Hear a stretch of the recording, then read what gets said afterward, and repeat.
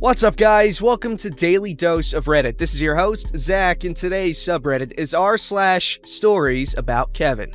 This story is called Part 3, How a Kevin Managed to Graduate from College with a Physics Degree, Integrated Masters. It was a bumpy ride. The Grand Finale, Part 3 out of 3.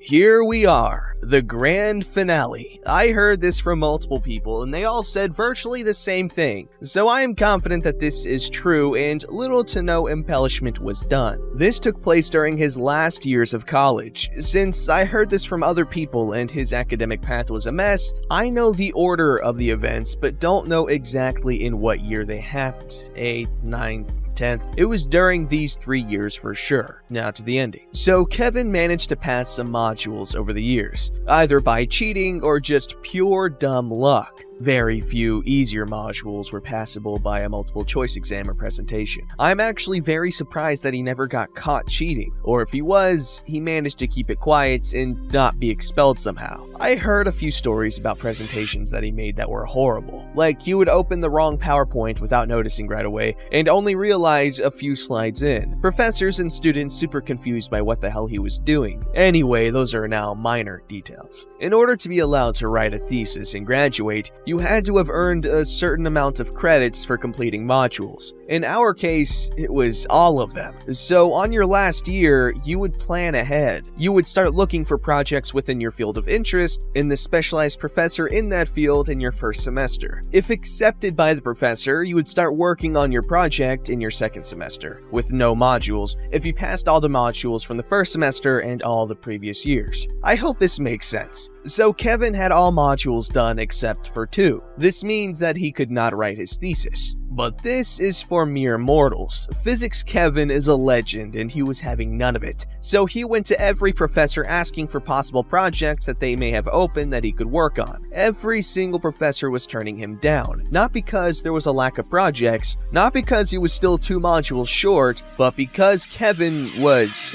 well, Kevin. They knew him from class and wanted nothing to do with him. Even some professors that didn't have him in class were warned by the others. Eventually, he found a professor that was willing to do a project with him. She even had this project aligned with a company, and after graduation, he would be instantly employed. She didn't know him. She was from obscure specialty field that even us were not really sure who she was, because she never taught any of us. Anyway, they started to have meetings, discuss the project. He had to turn in a motivation letter and let the college know his intentions, and professor had to do it too, in order to make it official. He met with people from the company and all that. She asked him if he had all the necessary credits. He said yes. All is good. The professor thinks that she has a student for her open project, the company thinks that they have their new specialist on that obscure field aligned, and Kevin has beaten the system and is getting a thesis before time. Everyone is happy. So Kevin is lazy. It took him 1 year to write a small, mediocre thesis. Meanwhile, he was still secretly attending his last 2 modules and failing. If he had passed those modules during this year, everything would be fine, but he didn't. My friends asked what he was gonna do because he's either gonna get caught when he presents his thesis, or later because he can't get a diploma without passing all modules. And the company was counting on him starting to work after he presents his thesis, and they would require his diploma in order to hire him. Kevin decides to set in motion his ingenious plan. He asked for an extension on his thesis presentation, which allowed him to present in late September rather than June. Then he paid for extra resits on those 2 modules, which he was allowed because there were only 2. And those resits are early September. As per university rules, the grades on those resits had to be delivered in 5 working days. So if he passed, he would have all the credits by the time of the thesis presentation. Genius! Until he screwed it up. Here is how. He passed the first module and failed the second. Because the second module was super hard, he decided to swap it to this very obscure first semester module that no one ever takes. New plan? In his mind, he would do the thesis presentation, make excuses to the company on why he doesn't have his diploma, work at the company while low-key doing his last module that was starting now in September. After that module was done, he would ask for the diploma and take it to the company. No one will ever know, he said.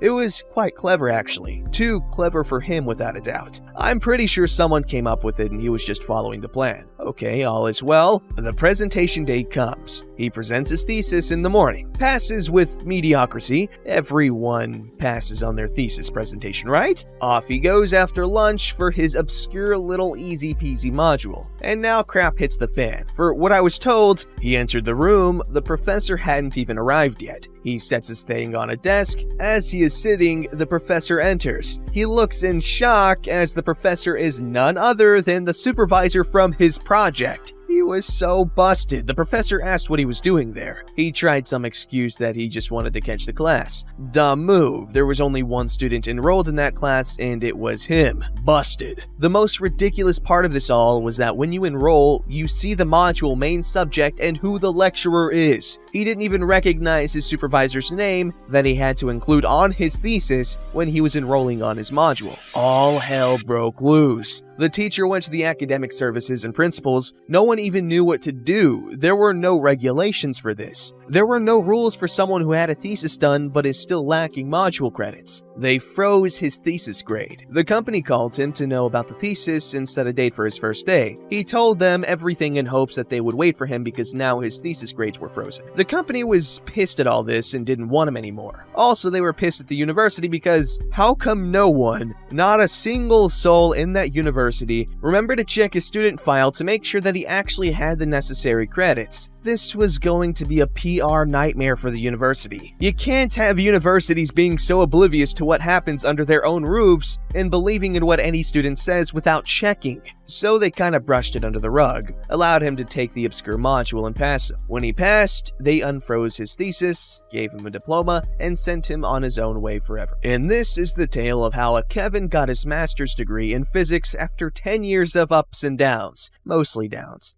I just want to remind everyone that, in the end, Kevin did have all the necessary credits in order to be awarded the degree. He just did it the Kevin way, slowly and out of order, just like the thoughts in his head. Edit 2, I can't believe I forgot about this, was chatting with a mate and telling him about this post, and he reminded me of another Kevin story with this particular Kevin. One day we were working in the physics lab. There were labs on the 0 floor and the -1st floor. Me and my friend were on the -1st floor labs, and all of a sudden the lights went out. Everyone's experiments for the afternoon went down the drain. A professor enters the lab and asks us to pack up and leave because some moron decided to plug an ammeter into an outlet, causing the whole physics department to lose power and burn a few fuses. We jokingly said, "I bet it was Kevin." The professor heard and said, "Yes, it was a student by the name of Kevin. Are you guys in on it? Is this some kind of prank you're pulling on each other? No, he isn't even in this lab. We have nothing to do with him." Apparently, he was on the 0 floor labs and pulled that stunt. When asked about it, he said that the professor told him not to plug the ammeter in the outlets because it would short circuits and he wanted to test if it was true. He failed that lab module right there. It doesn't end here. The next year, someone heard the story of how a guy named Kevin shut down the entire department for a day doing a lab practical session and asked if it was him and if it was true. He said yes and proceeded to show them how he did it, and guess what? It happened again. He failed that module that year right there as well.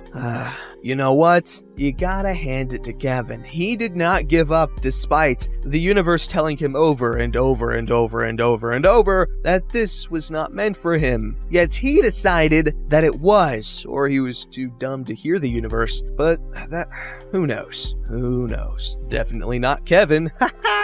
This story's called How My Cousin, Kevina, Became the Top Local News Story of the Year. My cousin has lived most of her life immune to the very laws of nature. She was born the smallest baby at the time to survive in our small town hospital. It wasn't so much that the doctors performed miracles to save her, she just lived when all logic said she shouldn't have. Her first marriage was one of convenience in that her spouse needed her for the green card, but he was a decent guy who didn't leave her once he gained legal status. He just couldn't deal with his stupidity anymore. No one in the family held a grudge and wished him well. This brings us to her second marriage. Kevina's first husband was a squared-away guy, so her credit was in good shape, which, coupled with her gullible nature, made her a perfect mark for Leroy, her second husband. My superpower is spotting human sludge no matter what form it takes. So my alarms were going off the second I met him. But my family is the epitome of Southern hospitality and welcomed him right on in. This is a Kevina story and not a Leroy story, so I will be brief in his description. Think adult, overweight, and larcenous Eddie Haskell from Leave It to Beaver crawling up everyone's ass until it's time to part them from their wallet. Soon there was a courthouse wedding. Leroy had been grumbling about Kevina opening a charge account, so he wanted to get that under control before she dug herself a hole. What he really meant was that he burned his credit long ago and needed her decent rating to set his plan in motion. There were new cars, a house, and new house under construction. Kevina just signed her name where Leroy pointed. That new house was a money pit, and Leroy couldn't hold off foreclosure much longer, so he attempted an arson scam. I say attempted because yes, Leroy did in fact set the fire. What he didn't plan on was that Kevina would call 911 and report it before he said it. Kevina was caught coming down the access road with gas cans and valuables in her truck. Kevina was arrested right along with her husband. She couldn't walk into a store without uncomfortable whispers, so she divorced Leroy and ran for the hills, right? Wrong! She allowed him to take out a $250,000 life insurance policy on her. She made minimum wage, and now that her credit was shot, had nothing of monetary value to bring to the marital partnership. A normal person might think twice about rendering themselves worth more dead than alive, but not Kevina. The family put all of this out of our minds in the short term. That is until we turned on the local news one sunny morning and saw Leroy's mugshot as the lead. If you guessed conspiracy to commit murder, you win a cookie. He was pulled over in a felony stop on the interstate. Traffic was backed up for half the day between the initial hullabaloo and the towing of the semi-truck he had to abandon. Yes, indeed. Leroy set in play a plan to actually murder Kevina. So when the news broke, she changed the locks and used his coin collection vending machines, right? Wrong! A judge had to make an emergency order forbidding her to ever have contact with Leroy until a hearing could be conducted. Kudos to that judge. He was one creative dude. When the hearing was held, he ruled that Kevina and Leroy could have weekly visits only in the presence of their minister with the police in the parking lot. I guess he figured that if Kevina managed to get herself killed with those protections in place, he had done the best he could. So now we come to the trial, and question of how Leroy got arrested gets answered. He tried to hire an honorable man to kill his wife. Bill went to the state police as soon as he realized that Leroy was serious. He was wired and cameras were set up. The camera failed, but the audio was clear. The defense argued that the transcript was off, but it wasn't.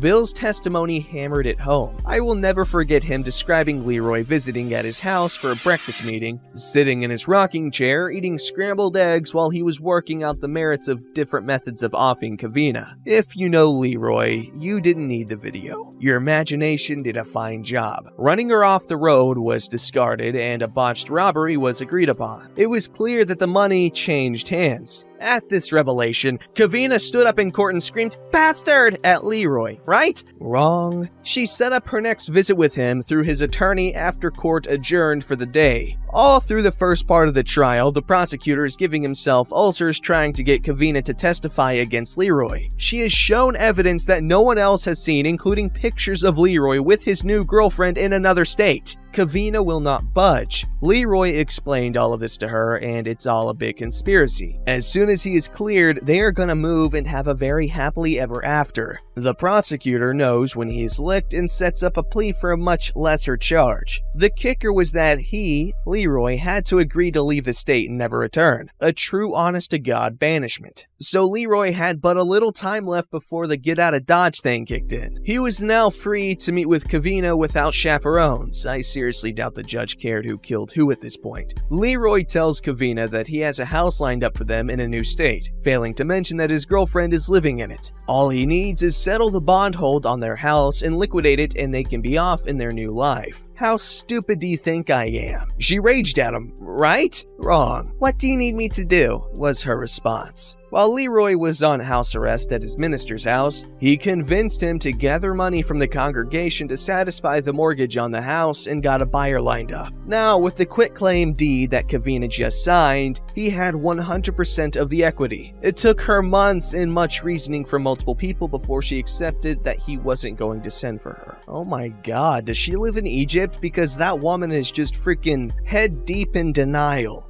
Don't forget to like, subscribe, and hit that bell to never miss an episode.